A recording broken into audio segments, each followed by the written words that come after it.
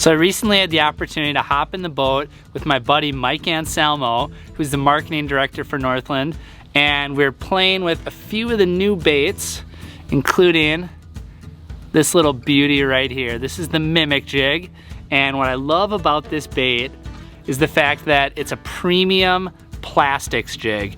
It's got a nice light wire hook, extremely sharp Gamakatsu hook, but we'll get into more of the details of this bait a little bit later in the video.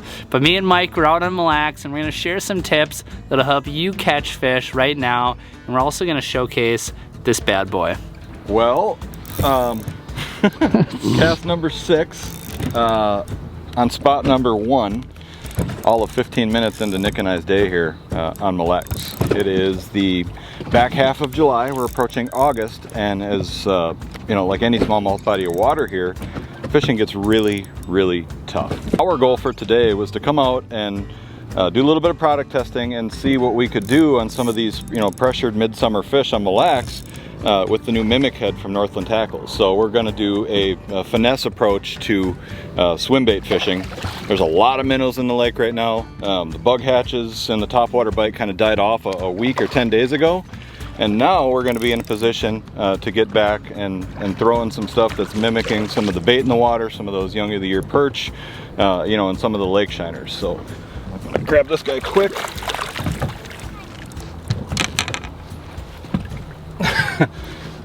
Not a bad start. Okay, so like I said, we are only going to go up from here, but that's fish number 1 on like cast number 6 on our very first spot of the day. Like Mike said, we're only going to go up from here, and in this next clip I actually put a decent smallmouth in the boat and share a few more details if you're looking for some info on this new jig. Might come up right here. No way. You got him pinned, Nick. There we go. All right, now he's taking me under. Man, it looks giant coming out of the water. They always do.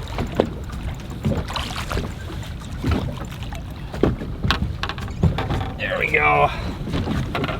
Look at that guy. That's not bad. And on the first jump, he threw the plastic. But I was running like about a 4-inch plastic. Got the new jig on there. And there we go. So basically what we're working with, this is the Elite Series Mimic Jig. And kind of to me, like the key defining part about this particular jig is the hook. So Elite Series, essentially with all these new baits that Northland has been coming out with, Elite Series means like a premium Gamakatsu hook. The Mimic Swim Jig, which is also in the lineup, a lot of you will think like, oh, that looks pretty similar to this one. But that one has a lot more of a, like a thicker hook, a little bit wider gap. This is a little bit more finessey for smaller plastics. You can get away with kind of like some of the smaller ribbed plastics, or just kind of like your standard swim baits, flukes, stuff like that. It's got a bait keeper on here for holding plastics. It's got a realistic looking head. It's got eyes on there, and the line tie is actually up on the top of the jig. This is gonna be like a really go-to bait for, like I said before, finesse swim baits, whether you're fishing for smallmouth or walleyes.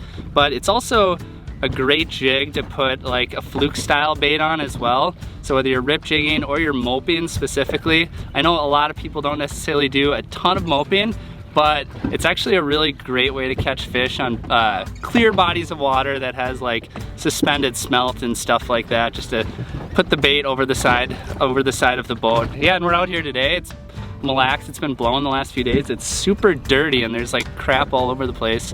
So I was just about to tell Mike that we should leave, but I think there's still a few smallies in the area. Fish 2, spot 2, we're not going anywhere. Speaking of spots, we're gonna share a few more tips on the types of locations where we're looking for fish right now. And I'm gonna share a few tips that'll help you catch more fish on swim baits, whether you're chasing walleyes or bass or anything in between. All right, we are hooked up with another, looks like a bronze back. And right now, like the time of year that we're in, is sort of, we're kind of at the point where these fish, like that red hot topwater bite just happened like probably a week and a half ago, maybe almost 2 weeks. And now they're starting to push off a structure a little bit. And essentially what we're doing is we're just kind of fan casting these swim baits Man, this guy is not giving up. We're fan casting these swim baits just kind of over boulders, which is, or not boulders, but rock, which is kind of a classic Mille Lacs thing to do, kind of a classic smallmouth thing to do. And kind of like the best way I would say to go out and find these fish would just be to kind of drive around with your electronics, side imaging specifically, and just find the rocks, essentially. That's where these fish live. That's where the crayfish are. And obviously smallmouth, they're super dialed in on crayfish, but they're also eating minnows and whatnot.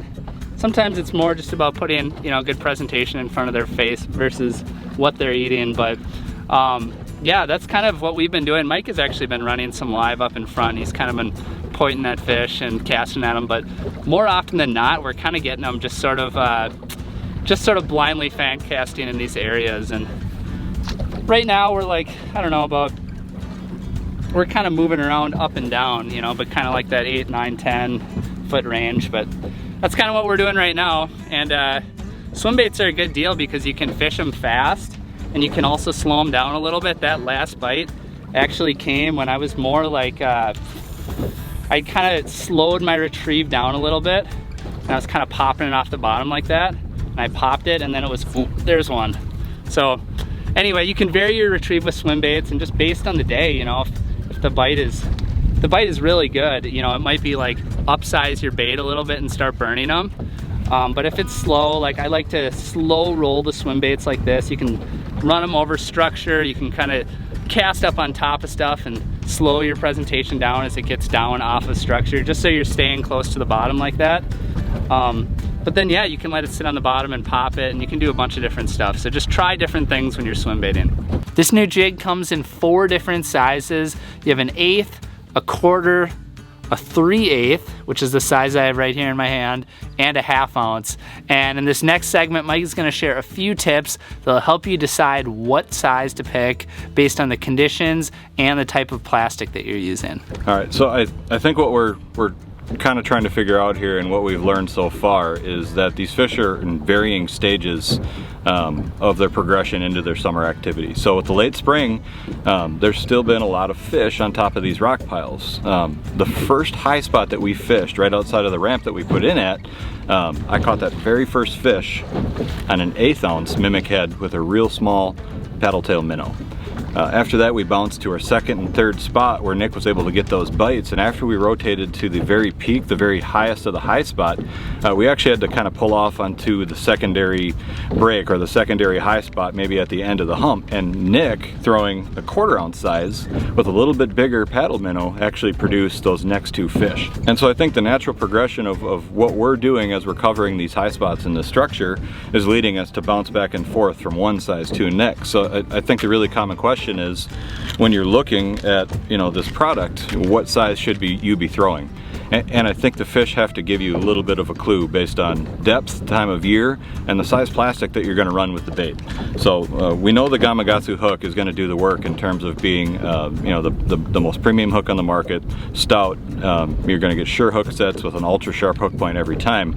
But the size of the jig matched with the size of the paddle tail, I think, is the other side of that equation. So the fish are more spread out, I think, than I thought they originally were going to be. I thought we'd pick up 2, 3, maybe even 4 fish on top of some of these pieces of structure. And I think what we're going to find out is that we're able to pick some of these fish off high, and now we're going to slide out deeper, you know, maybe off the break into 20, 21, 22 feet of water, and see if we can get vertical on some of these fish and catch them that way too. So this head is really versatile, makes for a great paddle tail, but we're also going to vertically fish this bait, you know, moping style, and see if we can get them to react to the bait. Well, that's about all we got for you in this video. If you're interested in checking out this bait, Northland actually has it up on their website right now, just like we've had in the last few videos. You can go to northlandtackle.com. These baits will be available in retail, but just not yet, because this is technically a 2023 release,